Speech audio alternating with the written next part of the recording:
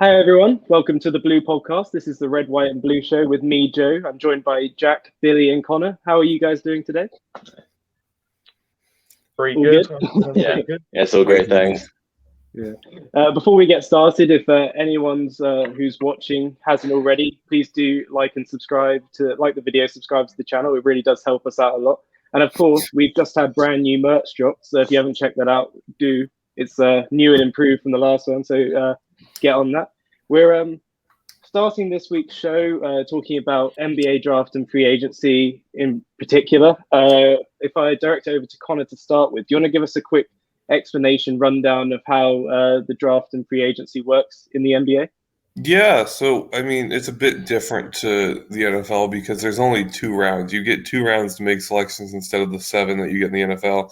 And once that's over, that's it. That's the entire draft. So it's 60 players, and you're done.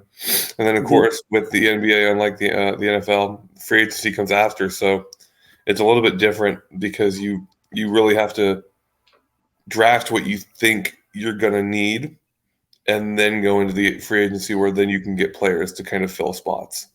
Mm-hmm. And what do you think compared to the NFL format? Do you prefer the way the NBA does it, or do you prefer the NFL?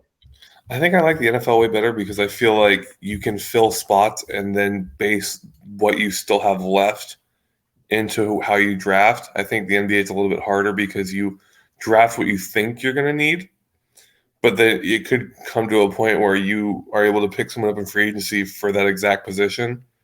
That's way better. And then you're kind of like, well, I've just drafted this person and he's not even going to play that much. Yeah. Jack, are you with the same thoughts?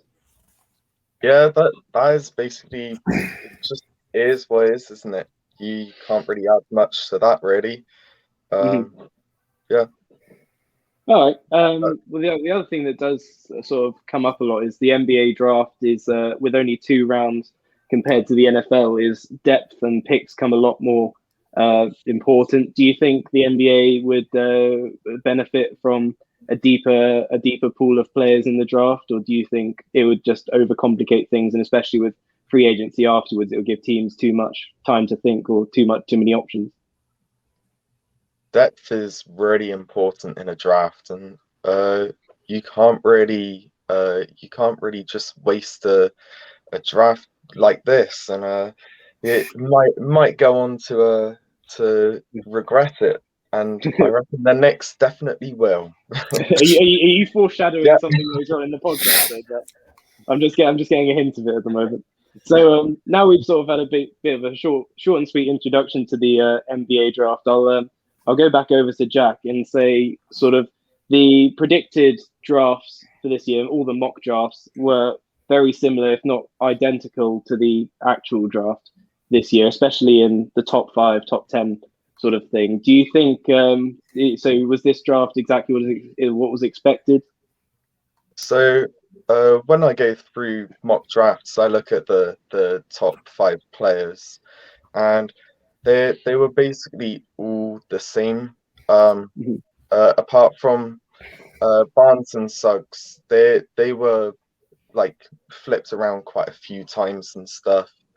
But a majority of them were exactly the same as predicted, and that's just because of how really good and talented this draft is, because 5 people really like took it out of them to get to the top 5 this entire time in a really high depth draft as well. It's mental. Do you think it's quite indicative of how teams nowadays are more so drafting for actual talent rather than need, or do you think that has sort of an impact on? Do you think free agency has an impact on that, and the fact that whatever gaps they don't fill, they can fill afterwards? I mean, so Cade Cunningham, you just can't pass a talent like that. And then you need like a lot of people in different places and positions, and if you get the right person with a good amount of talent, that's kind of why the predictions were so accurate, because they say well, this person's the best talent in this area. This team needs that, and then you can't really go further than that, really. Yeah, it's interesting. Is it the same? Is it the same for you, Connor? Is it the top 5 you expected, and is there anything else you thought might go differently? No, I mean, the NBA draft I think is a lot easier to predict than the NFL draft because I think a big difference that has a big factor is the roster size. I mean, you're comparing like 53 players in the NFL to a roster to 16 for the NBA, and that's 16 is with players that are going to go down to the minor leagues for the year. Mm-hmm. So I think it's a lot easier to just go, I'm going to pick the best available and then go off that because you do have such a small roster size. Mm. So you can go, okay, this is the best player. I'm going to pick him. That's one out of the 14 I have for my top team next year, and then I can kind of go around that, especially with, like you said, with free agency. The next after, you can kind of go, okay, I've gotten the best available players. What's left? Yeah. Well, what instantly sort of sprang to mind, because I personally, until we mentioned it in this podcast and just before, wasn't aware of how free agency is so important, how it changes having it after the draft. So instantly, when someone from like myself who doesn't follow NBA so closely, when it sounds like in the NBA draft you can pick the top player in that's come down to your number, like the Pelicans last year or the year before taking Zion Williamson, the Pistons taking Cade Cunningham this year. It sort of seems like you can take the best player available no matter what your needs are, and you can either fill in gaps afterwards if he slots in nicely, or you can almost start to build around that play style. You can take your players from the draft and then think in free agency, well, this is what we need to do. This would work well with our new star player or our up and coming player. So Yeah. it's that sort of scene. That's what jumps out at me from the format, to be honest. It's a lot easier for teams like the Mavericks to just kind of be smarter in the draft and kind of think about their picks more than it is for someone like the Pistons, because those teams that are in those lottery picks 1 through 10 are shit. Yeah. And someone like the Mavericks, there's a lot of times we will find good teams in the top 10 picks. Like we've seen the Celtics time and time again have top 10 picks while being a good team. But someone like the Mavericks, which is Jack's team, has so many good players that it's a lot easier for them to kind of go, okay, yes, this is the best player. But, the best player could be a shooting guard, and that's Doncic's spot. Or I think he's playing point guard for the Mavericks, actually. So I'm completely wrong. But it could be it could be someone in either Doncic or Porzingis' position, which is their 2 best players, and they can go, yeah, he is the best player, but do we really need? Is he going to dislodge either of those players? And they can easily just go, well, no, of course not, and kind of have more of an NFL mindset of, okay, let's draft for what we need versus let's draft the best player. And I think that's why the top 5 doesn't change, because the top 5 just needs talent, period, because they're not very good teams unless it's a good team that's been able to trade for a high pick. But then when you get towards, I think, 20 through 30, I think, the best 10 teams, then it's kind of more of an NFL mindset of what fills holes instead of who's the best. Yeah. I mean, if you look at the teams that got the first 5 picks, so Pistons, Rockets, Cavs, Raptors, and Magic, they didn't really do that well this year anyway. They're all really, really bad. I agree with that entirely. I was going to follow up on Joe's question, but it's a bit of a weird segue. But like, if people don't get into that mindset of we draft to fill a need, but they get into the mindset of we draft for talent exclusively, this may sound like a stupid question coming from someone who doesn't really follow it at all, really. Do people ever draft for needs and then they just trade away the draft in the free agency afterwards? Is that ever been a thing, so that they can then improve if they don't like what they've got now, or they don't want to mess up what they've already got? Then do they ever get either free up some salary space or get more future picks? Has that ever been a thing? I can actually see the biggest ever happening. You can actually look at that does happen where you draft the best player purely because you're going to trade him away for either better players that are ready now or future picks. Best example I can give is actually Kobe Bryant, who You don't have to follow the NBA. Kobe was not drafted by the Lakers. No. He was actually drafted by the Charlotte Hornets, or I think they weren't even the Charlotte Hornets at that point. But he was drafted by them, and then during the draft, traded to the Lakers for a bunch of players and picks. So they basically went, he is the best player, so we're going to draft him. But then they immediately traded him to the Lakers and got a huge amount of stuff back. Yeah. And then, of course, Kobe ended up being Kobe. Yeah. And I think, the Hornets are kind of kicking themselves about how good he ended up being. But no, you definitely see where a team will take that best player available purely because they know they can use him in a piece in a trade. Yeah. Well, okay, following on from that. Oh, yeah. Yeah, just saying, he won a bunch of rings as well. That's all I was going to say. Yeah. Oh, yeah. I love how casually when we talk about players that were just so great that were generational, we just go, it's just Kobe being Kobe. Yeah, right. It's just a LeBron thing. Yeah, we don't have to you know who Kobe is, right? He like blah blah blah. I can just be like, no, Kobe Bryant. Even if you don't follow basketball, he's like, yeah, all right, yeah, I know who that is. Yeah. Michael Jordan, LeBron, Kobe. It's kind of easy to just go, yeah, that's them. Yeah. Yeah. Well, yeah. Following on from that, who are the winners and losers from the draft? Do you guys think? Because obviously there are some good picks, bad picks. I just want to hear your guys' opinions, please. If we can start with Conor. I think Pistons definitely a winner. They got Cade Cunningham. It's so much potential, but also currently really good anyway. Like, he's definitely going to be an all-star at least, really, unless he drops off with an injury or something, which would be really sad to see, honestly. Yeah. For those following the podcast who are interested in the sport or getting to know it, is there a player in the league now or historically who one of you could say Cade Cunningham, his talent most resembles? One that springs to mind at all? I feel like, I'm starting to think maybe I should have warned you about that question before. No, when you talk about a potential generational talent, for me, if I'm going to throw back the clock a little bit and not talk about somebody who's in the NBA now but has played, he does kind of remind me of sort of a Tracy McGrady or Vince Carter, where he's got a shite ton of bounce.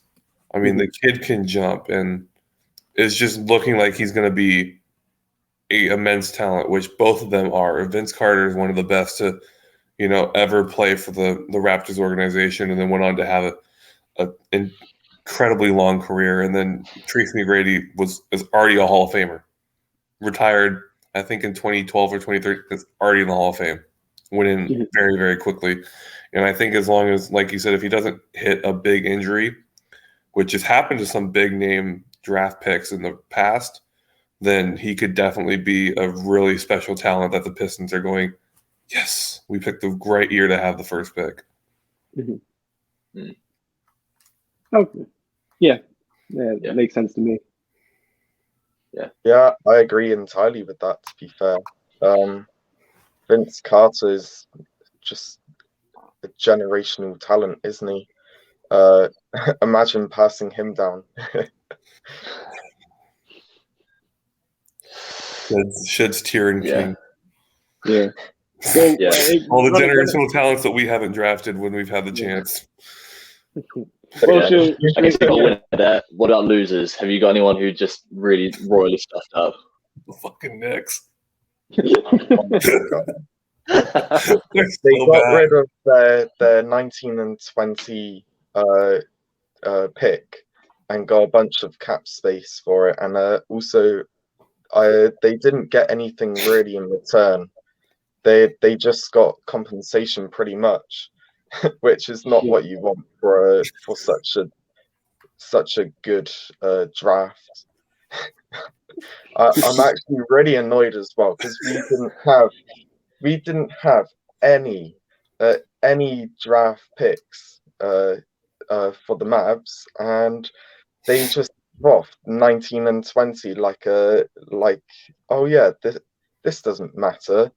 And who did they get? Kemba. It's just not worth it, is it? What did you say the other day, Connor? What he's kind of worth in NFL terms? Oh yeah, in NFL terms, Kemba's kind of just like a good, not a Pro Bowl caliber, but a really good wide receiver, and maybe like someone of like, I think I said like Mac Jones's potential, Mm.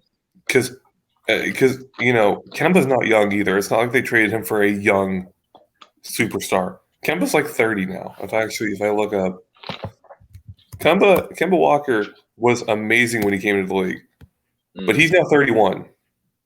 Yeah. And he is nowhere near the top 5 best point guards in the league. He's probably not even in the top 10. He might be in the top. He might squeak in. But for them to really give up as much as they did, like you said, Jack, 19 and 20, with such a deep draft this year, they could have gotten 2 players with the potential to be, the same talent or better than Kemba and just waited. But the Knicks, that's the great thing about being a Kings fan, is I can always go and laugh at the Knicks. As bad as my team ever is, I can always laugh at the Knicks because of how dreadfully bad they are when it comes to just running an organization. I said before the podcast, they're run pretty much like the Browns before 2019, and like Sunderland has been for the past, decade, where just can never do anything right. They get talent. Porzingis, who's now on the Mavericks, was a Knick, and they traded him, and the players they got in return have all been donkey. Didn't one of them get injured, but they were like better anyway, so it could have been worth it. Yeah, it's predicted to be better at least. Predicted to be better, and then just absolutely dreadful. Maybe we could talk about your own teams. I go back to the Conor now. What do you think of your Kings? Are you happy with their draft? Do you think there's and their free agency? Do you think there's other things they could have done better?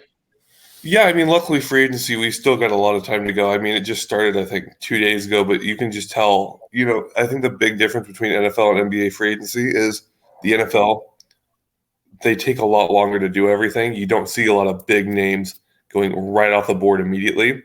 But the NBA, as soon as it hit 3 p.m. and it opened up, there was about 12 players already gone. At least 12 players already gone off the board. But I'm actually very happy. Our first pick was the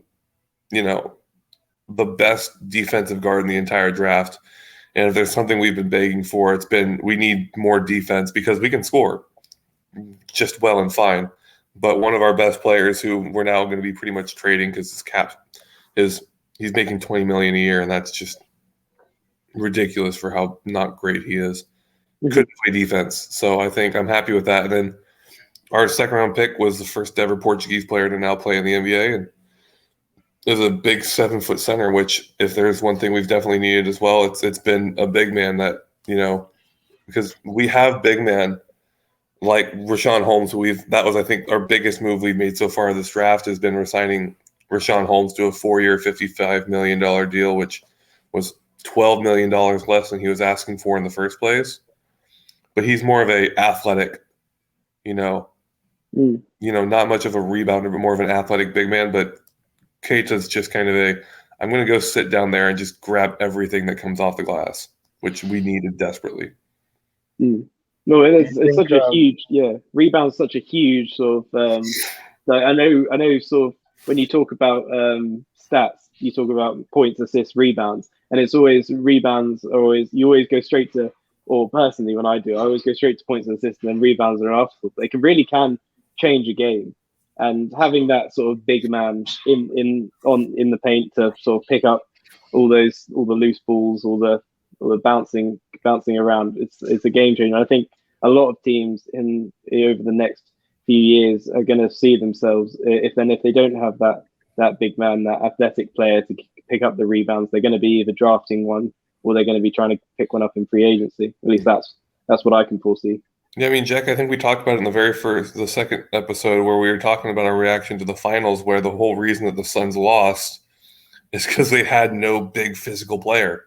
Yeah. So you can just see right there how big of having a physical presence can change even a series, not even just a game.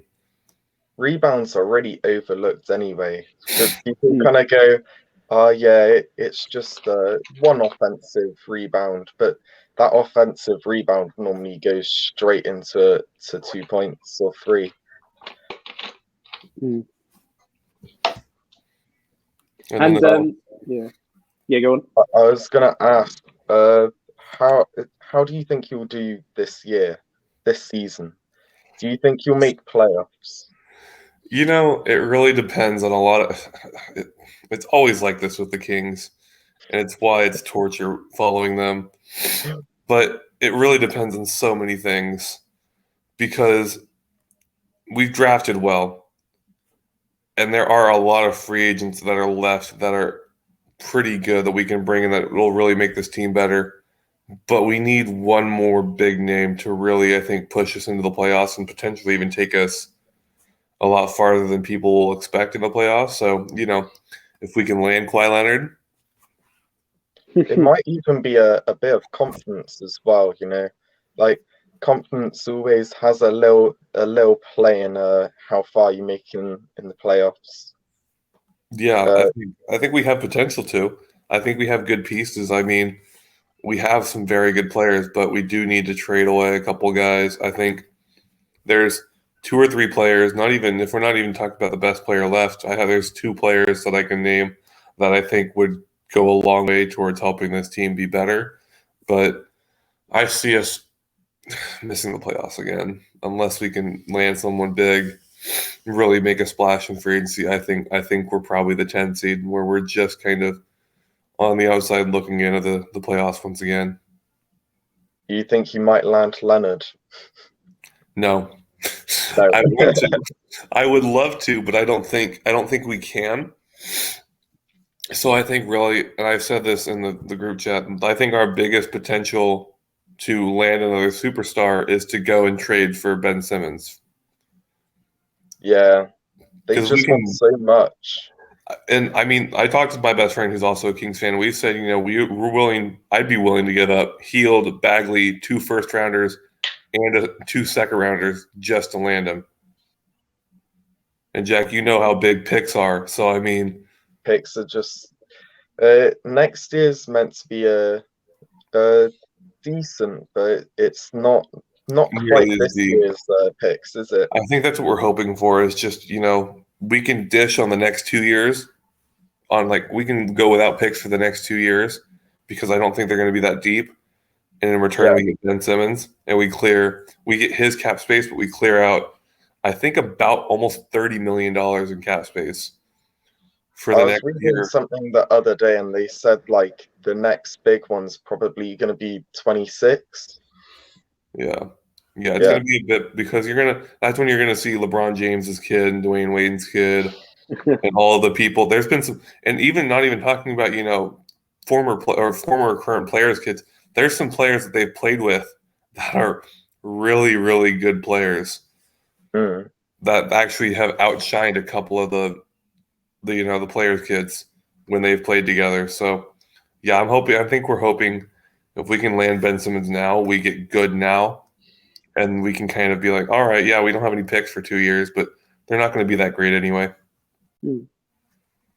That would be very good from a viewer's perspective if the picks aren't worth so much in the coming 2 or 3 years in terms of trades, because I'm sure even if you don't follow the NBA or if you're only sort of loosely following it, when a big trade happens or someone moves a big team, it's even if you don't affiliate with the team, it's quite exciting, and then all of a sudden you start to get excited for the next season, like see them in a new jersey, see them fit into a new team.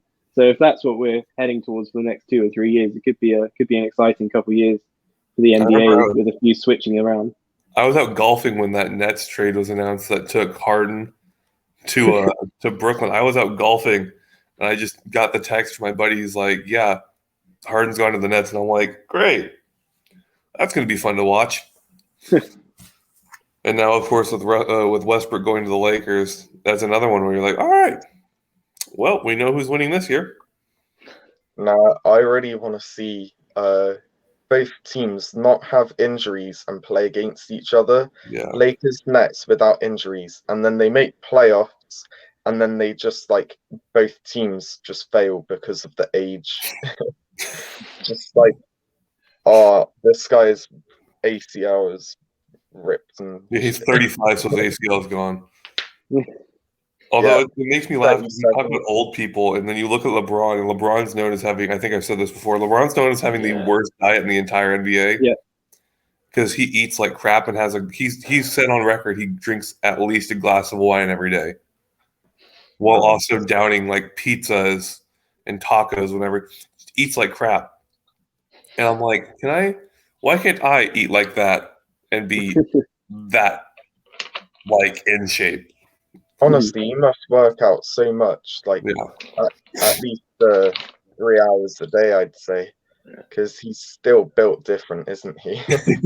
Like that's one thing I think we've seen with. I heard someone mention it that the reason that Durant's injured so much is because of how his body type is, where he's very tall and stringy, and he really needs to pull what Giannis did, which is come to the NBA kind of stringy and then just bulk like crazy and get really big. And that's what's kept Giannis healthy, even though he's got that very long body type. But Durant's got that long body type, but is very stringy and skinny and not very built. And so he just keeps picking up injuries. Yeah. And we've talked a bit about the Kings there. If we go over to Jack to do a quick bit about the Mavs, what do you see for their coming season? So I was a bit upset about the draft, but in the end, we have a good amount of cap space, so we might get Dragic, which would be amazing, because get both the Slovenian guys together. Even though today they had the Olympics and Slovenia are out now. They're going for the bronze at least. Yeah, they'll go for the bronze. But France were really good anyway. But at the same time, we got Hardaway back. That's really good. Happy with that. We could have done a few more things. Like, I don't think we didn't put our name out there enough this year. There were like a record amount of free agents or something. The trades and stuff should have just been absolutely insane, but that didn't happen at all, did it? I mean, there was Westbrook right before draft night, and I was like, oh, this is gonna be crazy. I reckon Mavs will at least get 3 new names. And to be fair, I think so far we have 2, which is good. But I just want I want an all-star, mate. I want an all-star. You're preaching to the choir here. Yeah. I'm begging for another all-star. I think everyone wants an all-star there. Yeah, that's kind of a general. Just something everyone wants. Even in NFL, you want an all-star. Yeah. Well, I think, to be honest, most teams like have their sort of franchise player, because without, I know like some teams you instantly spring to mind where you think, well, they don't really have anyone. But you have to, like, if you don't, it's in the end, I know we all enjoy watching sport. It's all, you get pretty connected to it. But in the end, it's a business. If you're a franchise and you don't have a good player, you're just sending out a mediocre team each week, filling a stadium just to watch them lose. You don't do well. So I think even if you have the worst management, even if you're the worst management ever, that was the team. I don't, just in case, I don't want to alienate any Rockets fans that might be watching the podcast, but that was the one that sprung to mind. But yeah, it's one of those things where, like, if you've got to try, even if you're the worst management there, you got to have someone. Yeah. If we move on to free agency a bit, we've done a lot on the sort of the draft. We move on to free agency in particular. I know Conor had a list of his top 10 free agents. Are there any on there you want to highlight in particular, or give us a quick rundown? Yeah, I mean, obviously Kawhi Leonard he's Kawhi Leonard. I think any team will, bend over and give him a blank check as long as it fits in their cap space. I think anybody will bend over and give him a blank check to get him on their team. I mean, he's just an absolute freak of nature. He's known as having one of the biggest set of hands in the entire NBA. Like they call him the Claw because of his massive hands that he can just grab a. I think they said he could palm a ball like 10. His hands have always been absolutely mad, and it helps with his defense is one of the best in the NBA for any position you talk about. That's why he's won Defensive Player of the Year, multiple times. And he's coming off of a year where he had 25 points, 7 rebounds, 5 assists, 2 steals in 26 minutes a game. And I mean, that's just it's superstar caliber. Yeah, there's no other way to do it. Yeah. I know you said obviously any team would be happy to have him, but like off the top of your head, is there any sort of ideal location you could see with him staying with the Clippers, going elsewhere? What would you pick out? Ideal for me is him going to the Kings because we need a wing, we need a small forward, we need a forward because our center is pretty much locked up now. We've signed some big men in the offseason and the free agency. And then, of course, we've got Rashawn Holmes back. And we have a lot of good guards. So I think having him would be great. But I do also think if you really want to please, I think a great place for him would honestly be Portland as well. Mm-hmm. Have him go team up with CJ McCollum and Damian Lillard would be, that's a big three. That's a big three right there. So I think that would be a great spot for him as well. It's really unfortunate that he's injured though. That's just didn't really see that coming, to be fair. Well, he's quite old, but he's not been that injury prone really. Yeah, I think teams will have to bet on the fact because they don't even know if he'll play any of this year because, like you said, the ACL. I think teams will have to bet on the fact that he'll be amazing the second year, and I think they'll have to bet, like you said, on him not having that big of an injury record, staying healthy once he comes back. And then I know for me, we're talking about 2 underrated guys who I don't actually see. I see both of them going to teams that aren't the Kings, or I honestly think the Mavericks would be a landing spot that I could see for them. But Reggie Jackson, who's coming off of a kind of more of a breakout year this next year, and then Dennis Schroeder, of course, coming out of playing for the Lakers, both had really, really good years at point guard. And I think Hardaway plays more as kind of a small forward. So I think a great landing spot would be the Mavericks because you can have, one of those two in Doncic running those 2 guards positions. And I think it would work extremely well. But they're both due a significant bit of cash. And that's why, again, I think the Mavs are a perfect fit because like Jack said, they have a lot of cap room. They have a lot of money to work with. So I think the Mavericks are kind of just waiting to see how the chips fall, and then we'll see them probably make a big move soon. I actually don't see him going back to Clippers though. I don't think Clippers want him that much really, just because of that injury. I think they know in more depth how injured he actually is, and that he probably won't play this year at all. And that's why they haven't been like, oh yeah, we'll re-sign you. Well, I'm looking at their roster now. I'm thinking surely I don't see personally from an outsider perspective. Maybe one of you can fill me in. But if they do re-sign him, it looks like they have a fairly strong team. I'm seeing they've got Paul George and Serge Ibaka on the team as well. So with him, if they do re-sign him and he's injury free this season, is that not quite a big top 3 to have at your disposal? Or is there something I'm missing personally? They are an incredibly defensive team, and I think Leonard gone. He's definitely gonna. They're definitely gonna feel the impact of that. And the fact that he went out during the playoffs, and I think that is why they lost. Yeah, he's one of the big game players they couldn't really afford to lose. He's so crucial to the game plan that maybe once he was gone, there wasn't hope, but it was too big a blow. They can maybe come. Say they get rid of him now, they have so much money from that.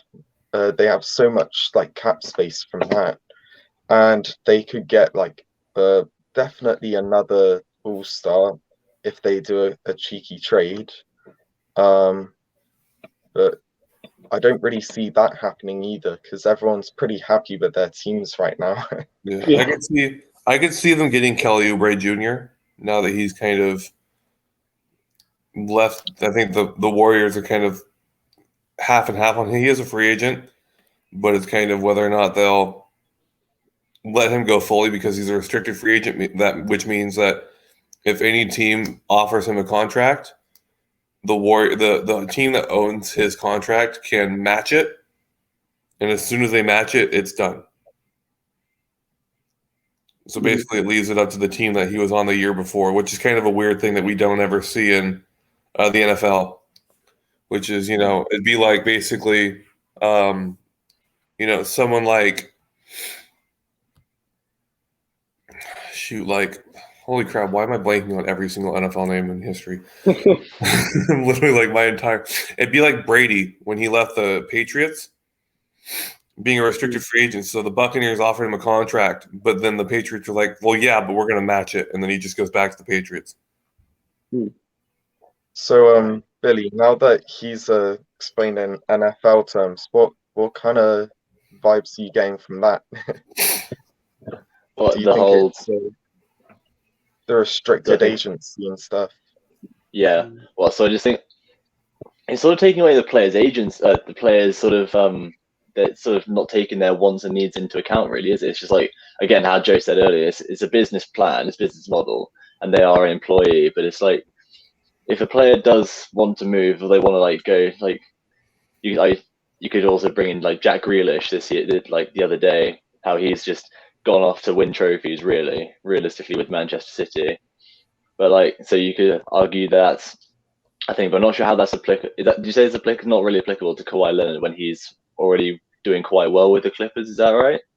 Yeah, Kawhi isn't unrestricted, so that means he's basically Okay. Most players are unrestricted, so they basically are Right. told Okay. you don't want to come back, fine, and they don't have any. They can go to whoever they want, and it's basically up to their decision. The players, it's the entire ball is in the players' field. But with restricted free agents, it takes kind of a lot of the control out of the players' hands. Yeah. And puts it in whatever team they were on last. Yeah. Okay. Yeah, so I'm just chatting a lot of rubbish then. Don't worry. Don't listen to me. Well, don't worry about it. If we go jumping back into sort of whole teams rather than individual players now, if I maybe pass it over to Conor to begin with. Are you? I want to talk about the Bulls a little bit, bringing in Lonzo Ball and DeRozan. Do you now see them sort of as a bigger, sort of more competitive team? Do you think they're going to compete well, or do you think it's just enough to keep them afloat, to keep them sort of ticking along? No, I mean, there's also I spoke about the restricted free agents, and I think I have to see if I'm wrong here, and I'm checking myself so I don't look like a doofus. But another player that the Bulls have on the market right now is Lauri Markkanen at power forward, and I think if they bring him back, that Bulls team goes from one of the worst to a very incredibly dangerous team to play. Just purely off of that alone, I think they become a very dangerous team to play.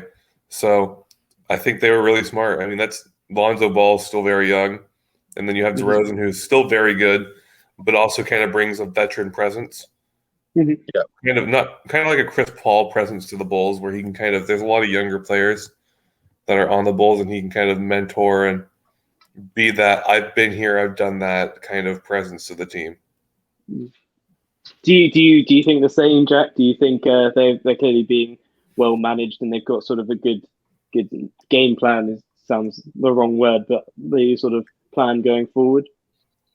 So this year, from trades, free agency, and draft night, my top two winners are definitely the Bulls and the Rockets. The Rockets cleaned up on draft night, but we'll talk about that in a bit.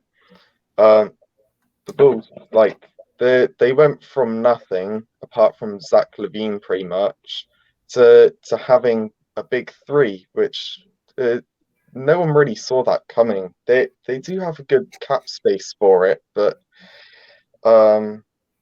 DeRozan was 85 mil for 3 years, so they get him for a good while. I don't know how much Lonzo Ball was. Do you, Connor? That's a great question, Lonzo Ball. I don't think it was a ton of money, but I think it might have been. But let me see how much.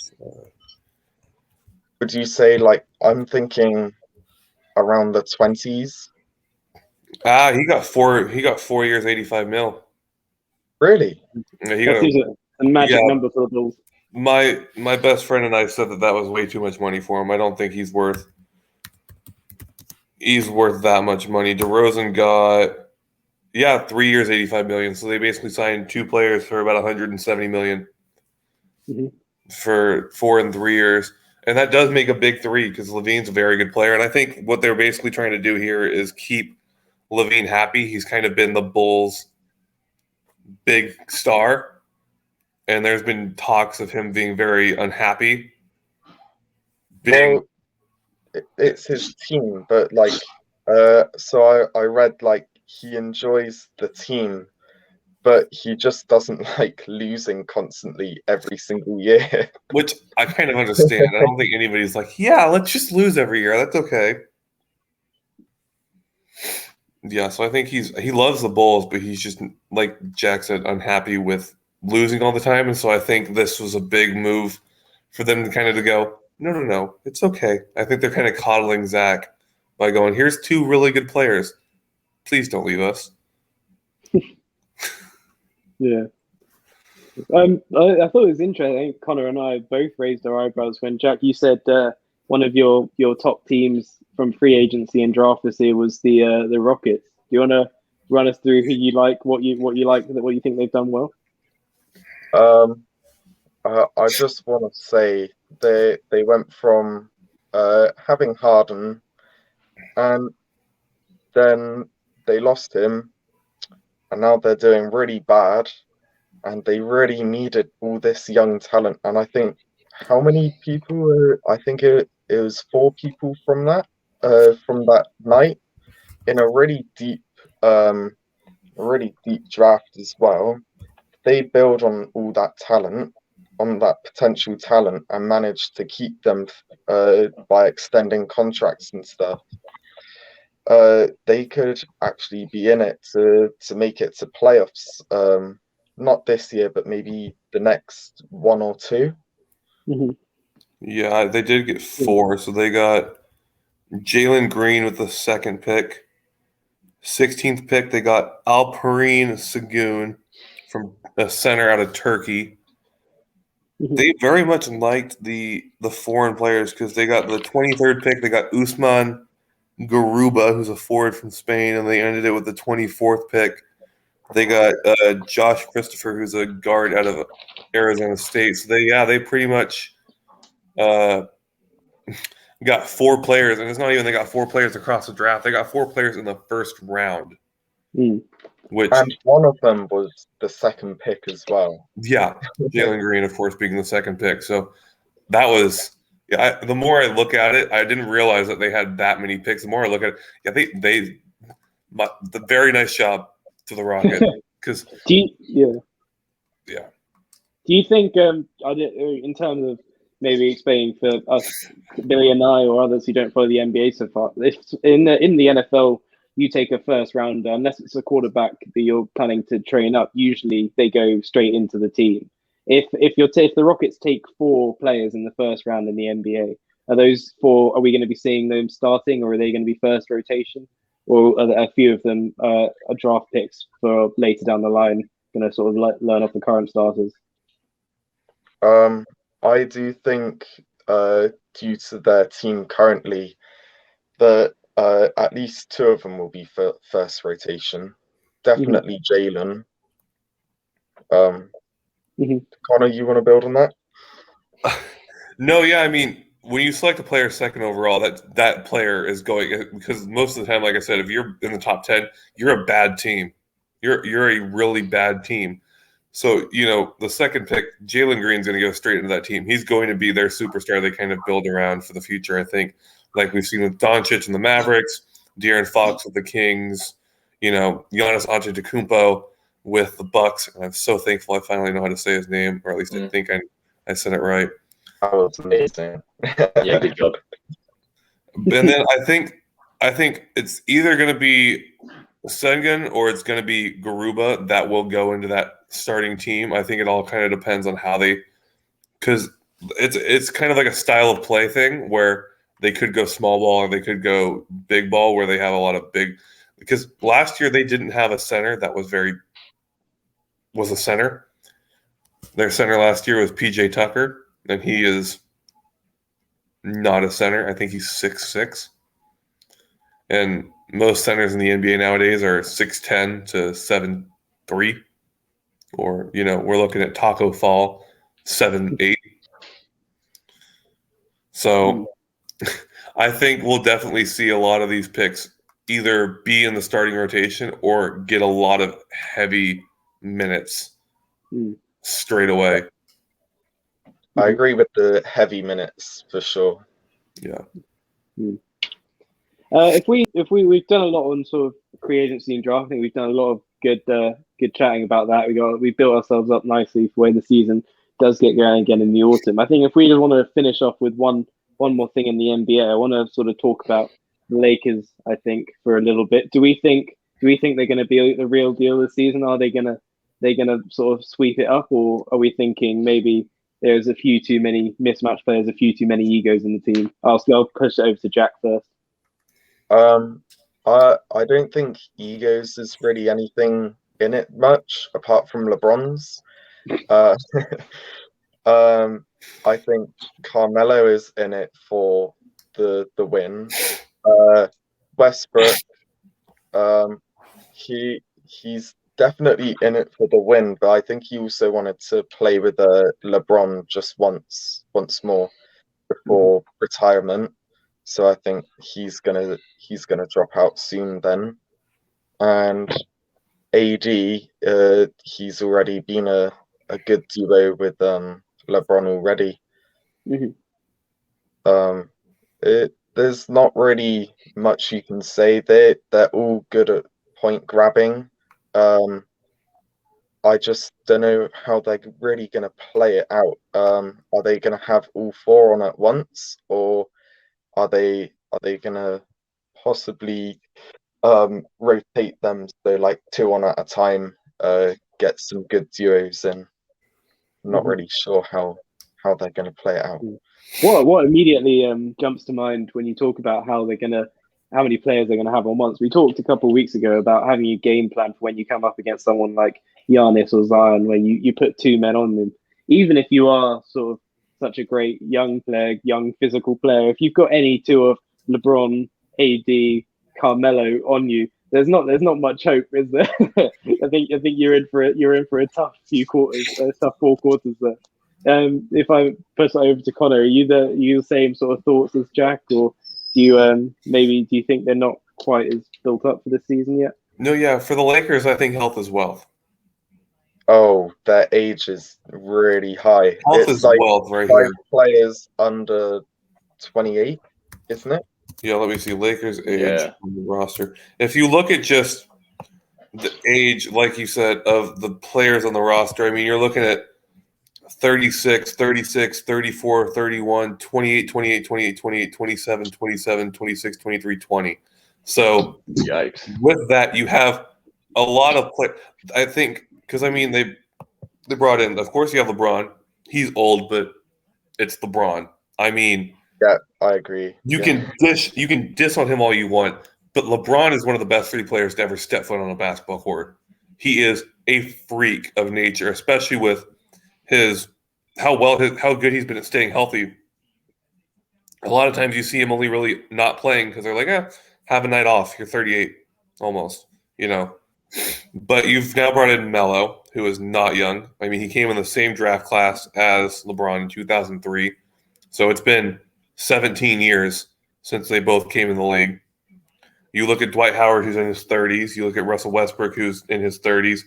I think health is wealth for this team. If they can stay healthy, then this is the best team in the NBA. Yeah. Easily, even better than the Nets. The Nets are great, but my problem has always been with the Nets, who is going to be the alpha and who's going to back down and be the supporting stars. Because I don't think the Lakers will have that. Do you think the Lakers will have that problem, really? I don't think so, because going into any team that LeBron plays for, LeBron is the guy. He's called the GM because when he goes to a team, he is the general manager. If he does not want you on the team, you're gone. We saw it with Lonzo Ball. We saw it with Brandon Ingram. We saw it with Dwayne Wade at one point. He has traded his best friends away. And that's one thing that, if you're coming to a team that has LeBron, you have to realize it is his team. And I think the reason they'll do so well versus, the Nets team that has 3 great players, but the only one who's used to taking that side role and being happy with it is Durant, because he was with the Warriors and was happy to kind of be that second star, that third star with Curry and Thompson. But Kyrie left the Cavs because he's tired of being in the shadow of LeBron. And Harden has just purely never been in anybody's shadow. He's been the guy for the Rockets for the past years and years. But I think the Lakers, you're going into that team knowing it's LeBron's team and knowing that you are there to help LeBron. But the great thing is, if you help LeBron by playing well, that ring is pretty much theirs. So I think everybody's there kind of going, yeah, we're fine taking a backseat to LeBron because we know in the end there's going to be a ring on our finger and it's going to help us get closer and closer to getting into the Hall of Fame when we retire. That's kind of like ironic that Durant, their best player, is the only one who really would go into a shadow. Yeah, I think you look at, he's the only one, even though I do think he is the best player on that team, is the only player that'll be like, yeah, I'm okay taking a second star role.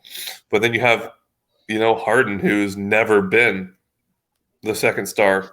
I mean, you want to talk about what could have been. That Thunder team could have been Durant, Harden, Westbrook. That is a scary team. But yeah, I think the Lakers were smart.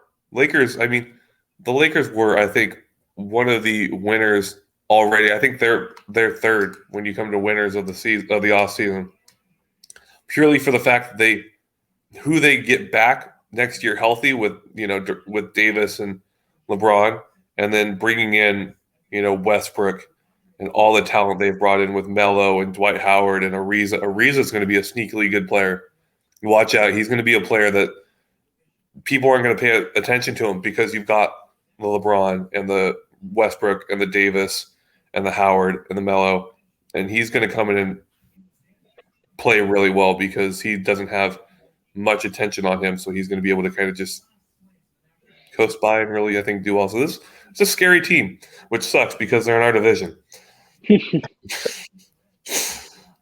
Yeah. Well, I think we've done quite a lot of good stuff on NBA there. It's really interesting. I think in the coming weeks leading up to preseason, the season restarting in the autumn, I think we're going to have a lot of interesting trades, a bit more free agency to talk about.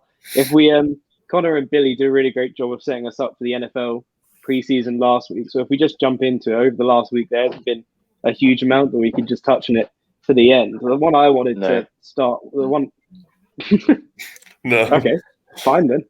Sorry. The one I wanted to start. No, sorry. There's something going on outside. Don't worry. If it's okay with Billy, the one I wanted to start with was Carson Wentz being injured again. I don't know if you saw. He had foot surgery earlier in the week, and he's out for 5 to 12 weeks. Going to miss the start of the season. It's just what we're used to seeing, and it's such a disappointment for me personally. Not because I support the Colts or because of the Eagles, but the Eagles season where he came in as their starter. He had a great season. They were doing everything. He got injured. Then Nick Foles took over, won them a Super Bowl against a prime Brady. It's just like the perfect NFL sort of story season for me. And I have, over the last few years, have been so excited for him to get back up to that. Every season he starts and I'm like, is it his season again? And it just hasn't happened. So I was really hoping new team back in it, and now he's missing the start of the season. So I don't know if Billy, you have any thoughts on Carson Wentz? Are you excited to see him? Do you think now he's missing the first sort of few weeks of the season? Is he still going to be able to pull it back? Well, we say he's going to miss the first start of the season. He's 5 to 12 weeks is a big disparity in where it's going to come out. So it's either the start of the season or halfway through the season. So based on Carson Wentz's previous injury form, I think most people, if you were putting bets on it, would lean towards the 12. Yeah, I think he probably was just out of caution. But no, I was excited to see him. Like, I think he's started to look more himself in the preseason, off-season stuff that I've seen of him. But now, it's just a really rough injury for him to get now. But it's opened the door for a potential Nick Foles reunion with the Indianapolis coach. He might come in and bit of a trade. That would be. I can't imagine anyone who wouldn't want to see that. I think the amount of sort of internet coverage it would get when Nick Foles comes in to save Carson Wentz. Again, Colt comes and holds the torch again whilst he's out. Yeah. What do you think about it, Conor? Are you a Carson Wentz fan, or do you think it's sort of his time's been, he's not going to come back after this many injuries? I think it just proves the Colts have not been a great franchise since Manning left for the Broncos. Yeah. And I honestly, part of me thinks this could be an Andrew Luck situation. A good quarterback who just can't, for the life of him, stay healthy to the point where it's dangerous for his health. Yeah. And he kind of just looks at it and goes, I've made a crap team, because he's made a lot of money. Yeah. So athletes make a lot of money. He can kind of go, I've made good money. I have played decently when I've played. I think I'm okay stepping away. Because we've seen it recently with Andrew Luck, and then, of course, with Luke Kuechly as well with the Panthers. Got to a certain age, knew they weren't very healthy players. That's why I'm surprised RG3 is still around, because he's been very injury prone. I think he is a person who I've expected to step away for a bit now. And Cam Newton, I think, is on that path as well. But, you have these players with Kuechly and Luck who have consistently been injured. And eventually you have to kind of be smart about your own future and go, I'm getting injured so much. It's not good for my health down the line. I need to step away. I've made money. I've had a decent career. But I have to look at when I'm, 50, 60, 70, years old. And how is my health going to be if I keep going? But one thing that struck out to me that was kind of funny when you're talking prime Brady, it's kind of a weird thing. Like, when is, like, with some generational talents, you look like Brady and LeBron and Kobe's, like, when were they not in their prime? Like, when do we name a year of their career where they weren't prime, whatever? Like, it's whenever he plays Eli Manning. Exactly. Whenever he plays Eli, he's no longer in his prime until the next game after that. Yeah. I saw this really funny meme that was Brady hearing about Manning coming back and then, like, freaking out, going, just when I thought I could escape you. And then Manning whispering to like the coach, like, he knows I'm coming back as a coach, right? Yeah. Can you imagine that if in 10, 15 years time we see a Super Bowl Eli Manning head coach versus Tom Brady head coach and Eli Manning's team win? Come full circle. God! If I'm Brady, I'm going, I can't. I'm done. I just be like, I'm tired. I can't do it anymore. Yeah, give up. Yeah. Prime. The reason I say prime is because I always think you can't really top coming up against 28-3 against the Falcons. So that's why I see it personally. That's why I see it as his prime. I think, how are you going to beat that? There's no comeback or any, like, even a 16-0 season. I'm not even sure would come up with trump that, to be honest. Last time that happened, there was an L. The last two times, funny enough, the last two perfect seasons have ended in losses with the Miami Dolphins and with the Patriots. Both teams did not win the Super Bowl, which is saddening as a Dolphins fan. But even though it's probably slightly before your time, was it? Oh, definitely before my time. Dan Marino was retired before I was even born, but it's still saddening to look back on our history and be like, yeah, you went 16-0, and how'd that end up for you? I can only say anything if they're a Patriots fan. If they're a fan of any other team, I've got no response, especially if they're good. If I get a Steelers fan, it's annoying because they've won so many, and they can just go, yeah, how'd that 16-0 season go for you? And I can go, how'd that – oh, yeah. How's that? Oh, you always deliver when you need Oh, yeah, you've delivered in every Super Bowl you've played. Awesome. Yeah. Another headline I want to bring up from it's not a headline, it's just a little thing I wanted to talk about. But the Browns extending Nick Chubb, I think that's huge for them. I don't know about you guys, but I find Nick Chubb one of the players that you just can't sort of dislike in the league. He goes into every game, he delivers, he puts up 90-yard run touchdowns, and I think it's so important for them to keep it. Now I think the Browns at any point in the future, if they start to trade away star players or they don't hold on to them, this whole rebuild they've been going through could just collapse at any minute, and I see them going back to losing seasons personally. I don't know, Billy, what do you think about how important Nick Chubb will be for the Browns going forward? Yeah, Nick Chubb, he is a massive, massive gain for them, having him on for another few years. I think him and Kareem Hunt are almost certainly the best running duo in the league. So if you've got an attack that's just so consistent in its attack on you, just beating you down like play after play after play, it's really hard to maintain that as a defense. To keep that, and then that opens up stuff like for Baker Mayfield with OBJ and Jarvis Landry on the sidelines. Like the way they play is it's just built so well to attack teams that just in that manner. So yeah, it's absolutely massive for them.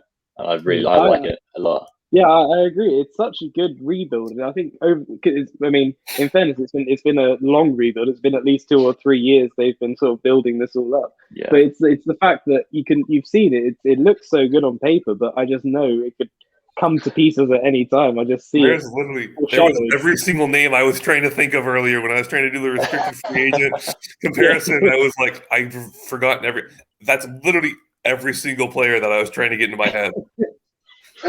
Wrapped up in one little Billy bow. Yeah. I guess it's good that we had this little NFL talk at the end then. Yeah. I was like, what's his name? There's a 3 at the end. Wait, who's the other wide receiver? I can just think about all the people who are just like quickly rewinding the video to remember what you said. Yeah. Hey, more watch time for us. Yeah. Rewind and then watch it fully again. I wish there was like a data thing with like a little red line on people's things, so you can see them go all the way up to 1 hour 2 minutes, jump back to 34 like 30 minutes in, and then come back again. Yeah. Just get someone to like edit in your little clip right now. Yeah. No, but I agree. Chubb is a huge asset. Yeah. And having that much talent on the offensive side of the ball gives the Browns so much to do. And so locking him down, health is wealth. I mean, I think that's any sport you talk about, that's got to be the motto going into any year. Health is wealth. I mean, that Browns team, you keep them all healthy, that's a playoff team. But you have to keep them all healthy. And so far, they've been able to do that, but I think we've seen it with multiple teams. You have, like we said, with the Colts now, one big injury, and that's probably their season. Yeah. It's also it's interesting what Billy said about when we were talking about Kareem Hunt and Nick Chubb on the Browns being a favorite running back duo.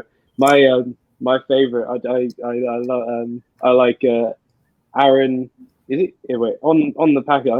I know his first name's Aaron. I'm thinking it's Jones. not Gordon because that's the boss. Aaron Jones, that's the one. Aaron Jones and AJ Dillon on the Green Bay Packers. Despite the fact that Rodgers only ever dumps off to them or throws it to Devontae Adams or Von their Scantling. I love the fact that they've got such running back depth that they don't actually use it. But they're my.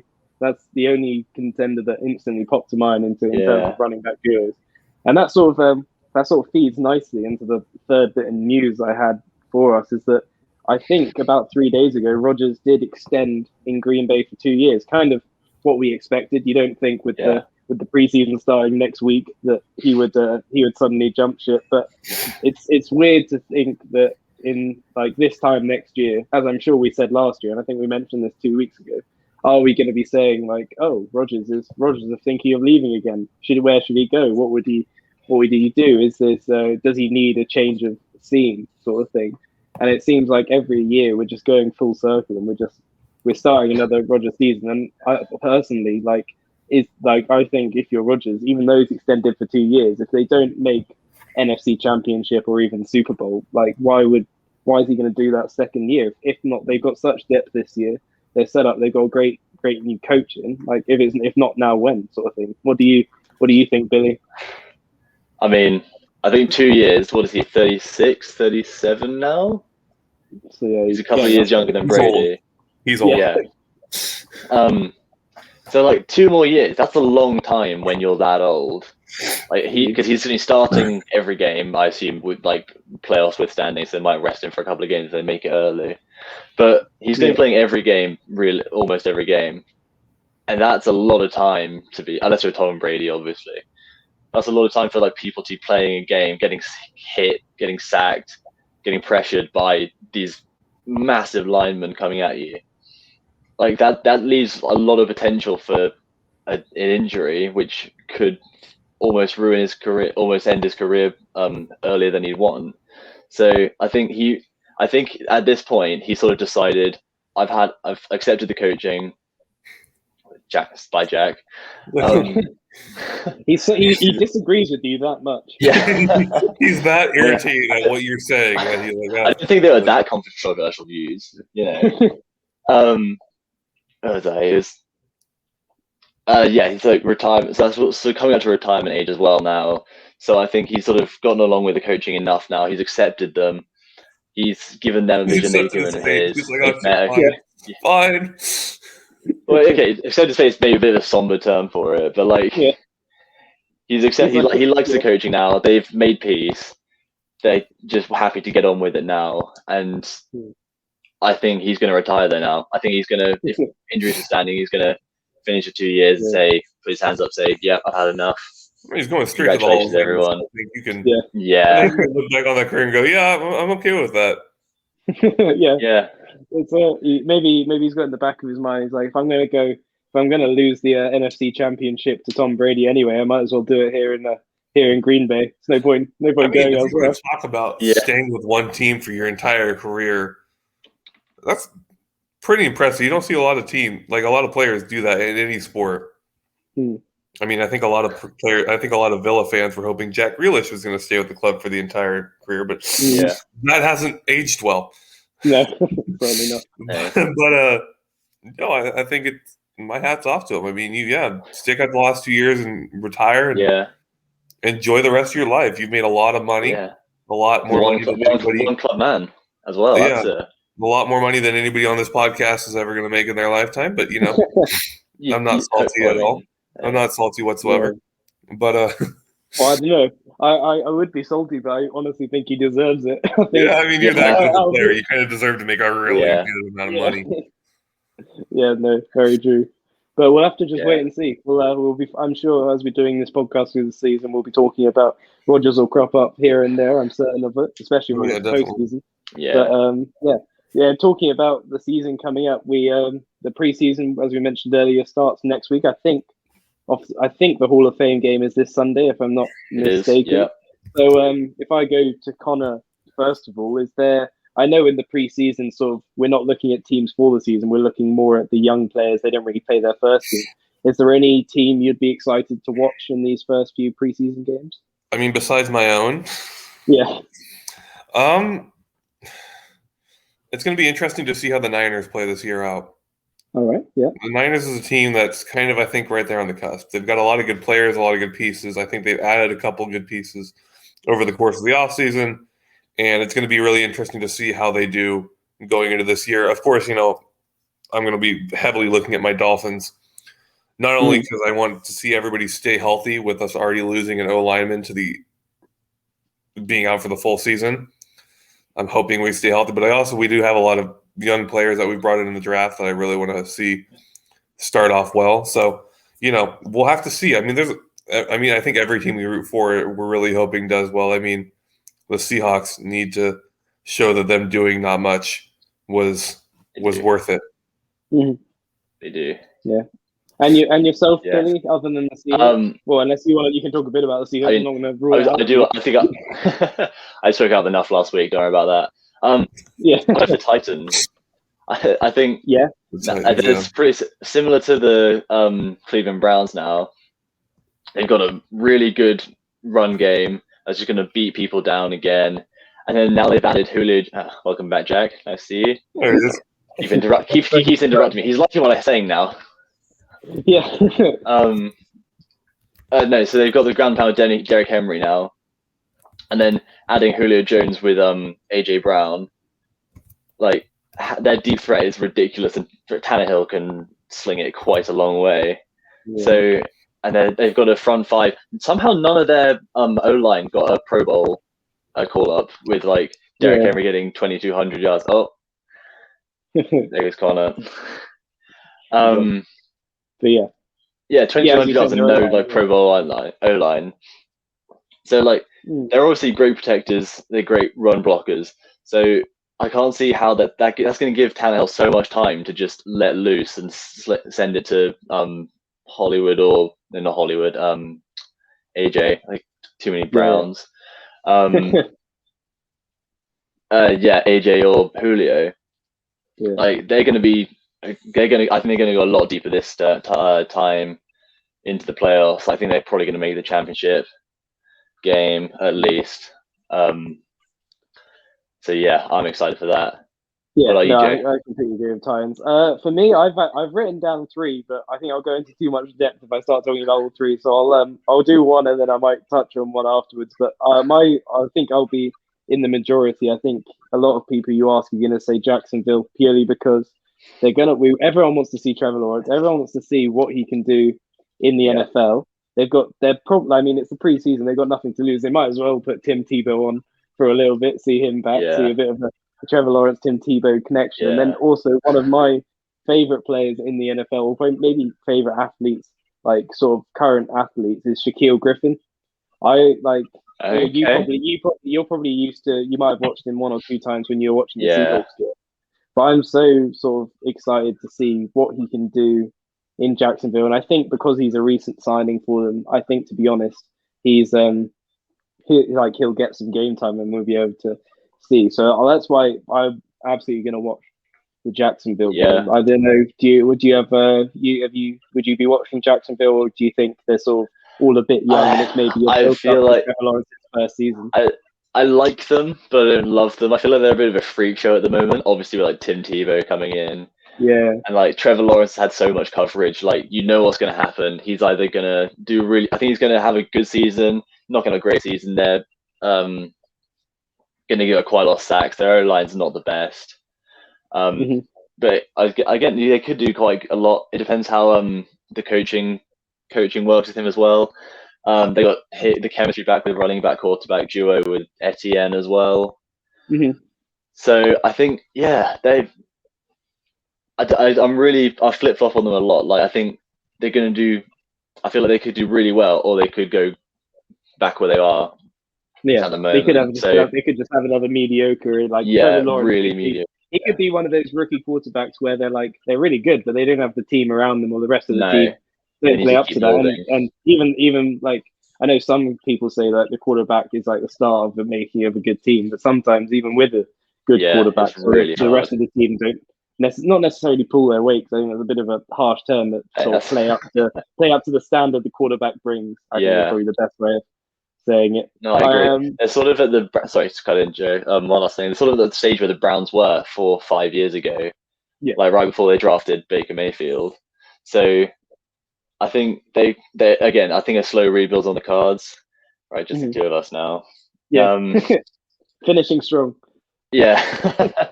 Last legs. They're at the stage where the Browns were a few years ago now. So I think the pieces just need to keep coming. They need to stack up on defense, get back to that Saxonville mindset, and who knows? They could be up there for quite a while now. Yeah, Yeah, well, we'll just have to. It's one of those things where it's so difficult, especially when you're talking about. It's difficult to say who'll have a good preseason because it's basically the young players and just sort of Yeah, people exactly. introducing their rookies, giving Yeah. inexperienced players a little bit more time, and it's obviously Yeah. and beyond that, it's difficult to say for the season itself Yeah. because without a lot of the players that will be playing in the season themselves, we're not going to see in preseason. So Well, I think the preseason's helpful as well to like build chemistry between players as well, because I think they had so I'm just like watching the Washington football team as well, because now Teddy McLaurin and Curtis Samuel are now playing together as well. Like they obviously played in college, but like they haven't played together for 4 years now, 3-4 years I think. So it's gonna be interesting to like see how they get, if they just get back straight into it, or if they're gonna take a little bit of time to get used to each other again. So I think that's what it's also good for as well. But like it's gonna be interesting to watch, like lots of things to look out for. Yeah. All right. I think we'll probably close it there. We've Conor's gone off, and I think Derek's probably having connectivity or something issues. He keeps coming in and out. But thanks everyone who's tuned in, who's watched on YouTube. We hope you've enjoyed listening to us as much as we've enjoyed sort of chatting about all things American sports. Just a reminder, if you are new to the channel, please do hit the subscribe button, turn the notifications on. Don't miss a video. We've got loads of great shows here on the Blue Podcast, and they're all, even if you're not particularly interested in the sport, they're all sort of interesting to sort of listen to, expand your knowledge, sort of thing. And lastly, don't forget about brand new merch out. It's very exciting. Lots of work's gone into it. It's new and improved on the old stuff. So signing off from me, signing off from Billy, and cheers, we'll see you next week. See you, everyone. Bye bye. Cheers. Bye.